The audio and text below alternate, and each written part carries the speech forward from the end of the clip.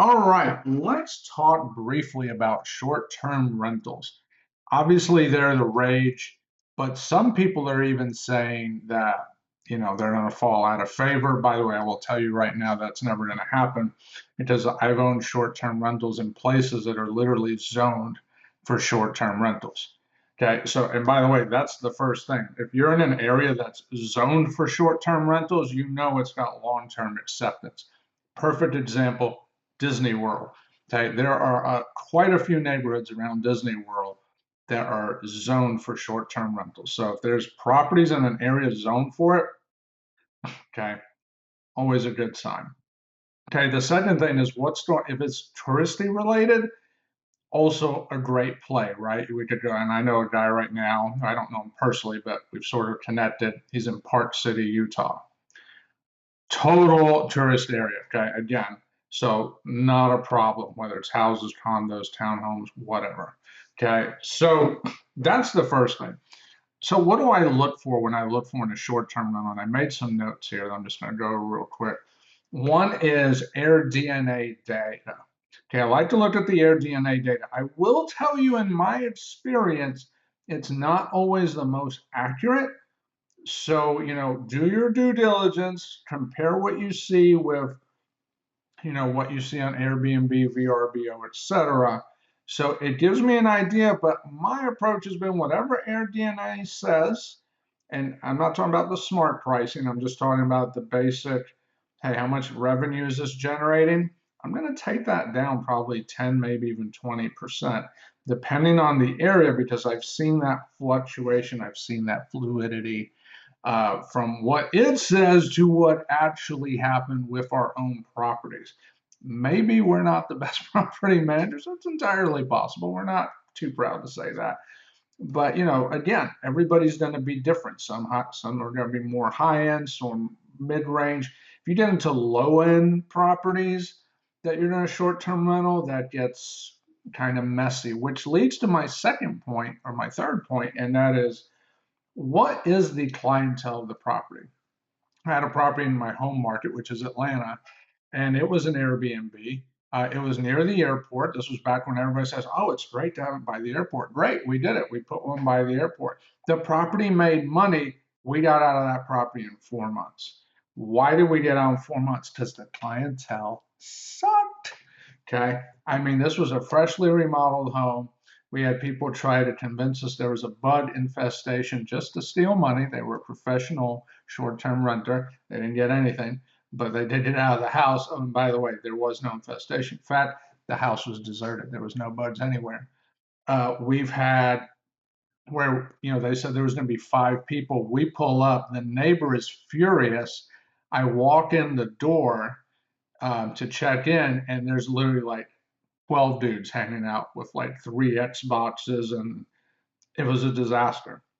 And I was like, no wonder the neighbor's mad. I would have been mad too, rightfully so. This was the kind of clientele that gave the property a bad name. We even had one client who broke a brand new tile floor. How do you break a brand new tile floor? Like that takes real effort. Like that isn't, oh, I just dropped something. No, like that's some serious effort. So what moral of the story is the clientele sucked, even though it was supposed to be a great idea. Neighbors hated it. We got out of the deal. Neighbors happy. We were happy. Everyone was happy. So the clientele, who's going to be going to that property, makes a huge impact on what's the desirability of Airbnb in that property. Now, some people will deal with it. Some people are like, you know what, we do Airbnb in Atlanta, it's just part of it, which is fine. Like that's their choice. For us, no, we don't want to deal with it. We want it to be a pleasurable experience, and we don't consider, dealing with people's underwear a pleasurable experience. Just saying. Okay. So you've got zoning laws, you got the AirDNA data, you got the clientele. How desirable is the market? The AirDNA data is going to kind of give you an indication of that. If it's real simple. The more touristy it is, the more likely it's going to be desirable. That's a high level generalization, right? So we're not going to take that completely at face value, but that's a general trend. Okay, if it's in a just more pedestrian urban area, it's a little bit less desirable. in some cases, maybe not. So you have to kind of look at what's the general market the property's in. Okay. Another thing, does the community value short-term rental? It might be like if it's zoning, it's not a problem, right? Because everyone expects it. But if it's not an area zoned for short-term rental, which is going to be most properties, by far, probably what, 95% of them or more, does the community value it? I mean, you can just look at, I mean, a lot of times if a property's in a neighborhood, you could like go to the Facebook and say, okay, does that neighborhood have a Facebook page? A lot of them do. Or a lot of little community areas, maybe that's maybe a handful of neighborhoods, and just Google short-term rental, vacation rental. I'm not Google, but put it in Facebook and just look at some of the posts. You'll get a feel for it. Okay, you'll find you can actually figure out some areas don't like it, even though it's permitted. And that can be a challenge, right? Because the last thing you want is a neighbor who's calling you every other guest to complain about nothing, okay? Because they just like to complain. There are some unhappy people in this world. So that's something we want to look at, okay? Just, is it an area that's friendly towards short-term rentals? You can also look at the jurisdiction for the short-term rental, okay? Some cities, if they're actively trying to pass short-term rental laws, what does that mean? That means that area is under scrutiny. That's good information to know. If there's laws on the books talking about short-term rentals, we want to know that in advance. Last thing you want to do is buy a property for a short-term rental, and then you can't short-term rental it now or 6 months from now because the city council's like, nope, we're out, too many complaints. Okay, now you've got a very expensive headache as a buyer, so you don't want to deal with that. Okay. We also want to look at profitability. Okay, everyone that sends us deals for short-term rentals usually is coming up with these arbitrary numbers, and they just assuming you're going to get these numbers. Here's the problem. It's always a best case scenario. I'd say 99% of the time you're being pitched the best case scenario, which I get, right? You're the sales guy, right? You're trying to sell us a property. I get it. So you're going to pitch it in its best light. Totally understandable. It's the sales side of the table. As the investor taking the property, now I'm on the risk side of the table. Two sides of the table, sales, risk. When I'm on the risk side, oh, great, it'll make best case. What I want to know is what's my worst case? Because that's what I got to deal with.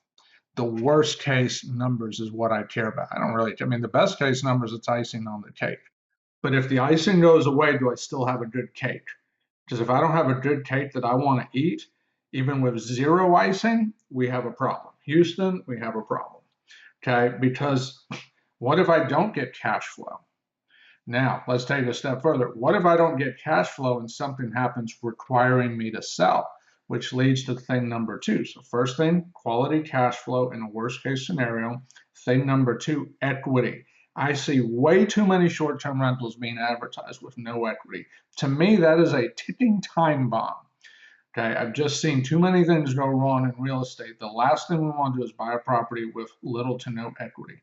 It is a ticking time bomb waiting to blow up, especially right now where a lot of markets in our country are going down. But even if they're going up, I still want equity because equity is what saves a buyer when cash flow goes away. Okay, remember that. Equity is what saves us when cash flow goes away. So I want to have good cash flow in a worst case scenario, and I want to have equity. That right there is going to cut out the vast majority of the deals I see because most deals are being pitched in the best case. Does it work in a worst case? Because here's the thing, the worst case scenario happens every single day to somebody. And it's happened to us, so we have firsthand experience with this. We want short-term rentals to work. We want them to be great experiences, not just for us, but for our guests. And it's hard for that to happen when the cash flow is not working and there's no equity. That's a major problem. And that stress then gets reflected onto our guests in some manner. Maybe not directly, maybe it's because we have an assistant managing. It doesn't matter. Somehow, some way, it degrades the quality of the experience. So that's a big one. Now, as far as how do we buy them? Simple. We can buy them sub two, we can buy them as lease options, we can buy them as owner finance, we can buy them outright. Obviously, if we can buy them with creative, we love that because we can get a much better deal potentially.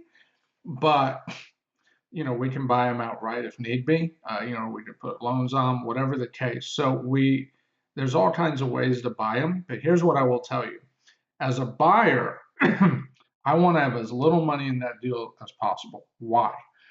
Not because we're trying to be cheap, but because I want to get my initial investment back as quick as possible. Here's an example, and I'm gonna pull up a calculator. It's not gonna be on the screen, but I'm just gonna tell you in real time what I'm typing. Let's say I'm being asked to put $50,000 down on a deal. So I'm going to type 50,000 in my calculator. And the worst case scenario cash flow is, let's say it's 400, which is a little bit on the low side. We'd like to have at least 500, but let's say it's 400. That means it is going to take me, if nothing goes wrong, nothing, which by the way, never happens, but let's hypothetically, if nothing goes wrong, if I'm making $400 net per month and I put $50,000 in to close this deal and get it set up, the whole thing, I'm making 100. I'm sorry, it's going to take me 125 months just to break even. It'll take 125 months at 400 a month to get to 50,000 if nothing goes wrong. Okay, that's over 10 years. That is too slow. Okay, we've heard it. Money loves speed, money loves velocity. Unless you're going to tell me that is a very high equity property to offset that, that's too slow. Okay, so the longer it takes to get your money back, the more equity that property needs to have to offset that risk. Now, what if I got into that same property for $20,000? Okay, so I bought it, closed it, furnished it, whatever, right? Maybe it's half furnished, whatever. So I do 20,000 divided by 400. Now it only took me 50 months to break even. Okay, I'm just over 4 years. And again, in these scenarios, assume nothing goes wrong. So the numbers will be higher because something always goes wrong. Something breaks, the toilet seat breaks, something gets stuck, the house wear out, whatever. Okay. So, and the bed mattresses always need to be changed. If you have an Airbnb moving about every 2, 3 years, you're like getting new mattresses, just like it's like an automatic, and the pillows. So 50 months, 4 years. Okay, 4 years, 2 months. So, for it to be like 4.5 years. For 4.5 years, less than half the time of 50,000. But I can turn my money a lot faster. And as a buyer, the faster I'm turning money, the better deal that's going to be. Okay. So keep in mind, the more I put down, the more equity there better be to offset that. Okay. And it's at the end of the day, it's risk management. Okay, it's risk management. And by the way, these numbers, these are net. So if you say, oh well, $20,000 to close, that doesn't include making sure the property's set up. So I still got to go in there and set it up. Maybe I'm furnishing it. Maybe I'm doing a quick cosmetic cleanup, painting, whatever. Like that's all on top of that. So it's what is that all-in number so that it's ready to rent day one, and I'm going to divide that by my worst case cash flow. Okay, my worst case scenario, I'm going to make 400 a month. Okay, great. Then how many months is that? In an ideal world, we want to turn our money in 3 years or less. That's really the target. 3 years or less. And a lot of people say that can't be done. I beg to differ. It can be done. We just got to be better negotiators. It absolutely can be done. Is it easy? No. If it was easy, everyone would do it, right? That's why most deals are not great deals, because they're not hard to put together. The good ones are hard to put together. Okay. They got to be negotiated, oftentimes negotiated hard. And so I'll leave you with one last thing. What's a good negotiation? A good negotiation usually has a good bit of back and forth. Okay, it's very rare. It does happen. Okay, it does happen. But far more often than not, there's a good bit of back and forth before we settle in on a deal that works for both parties. You'd be amazed how many people you go back and forth once or twice. Oh, this is too hard, man. We were working so I don't know if this is worth it. 1 to 2, you haven't even hardly started. Okay. At the time of this recording, we sold a house a few months ago, and I mean, we went back and forth like 7, 8 times, and my realtor was getting tired. I'm like, good, you're working. So I didn't feel bad paying her the commission at all because she had to work to put that together. Good. It was like a 3-day negotiation, back and forth, back and forth, back and forth, and we got it done. And you know what? We sold it. We're happy. We're satisfied. Everyone's happy, but it takes work. Okay, so don't, a lot of investors come into this thinking it's, oh man, it's once or twice. Oh, it's so hard. No, once or twice back and forth, you haven't hardly started. Okay, it takes work to put together a good quality deal, really hash things out so it's a win-win. Because at the end of the day, once the sales cycle is over and the investor sells, I'm sorry, the seller sells and the buyer now owns this property, the risk is all on the buyer, and the buyer's got to live with it. And if they're going to live with it for a long time, which is usually the goal with short-term rental, it's important we feel real good going into it and keep our risk to a minimum. So, hope you found this helpful. This is just my take on short-term rentals. We think they're great when they're done right, and like any other real estate investment, the key is can we get it right before we get started. See ya.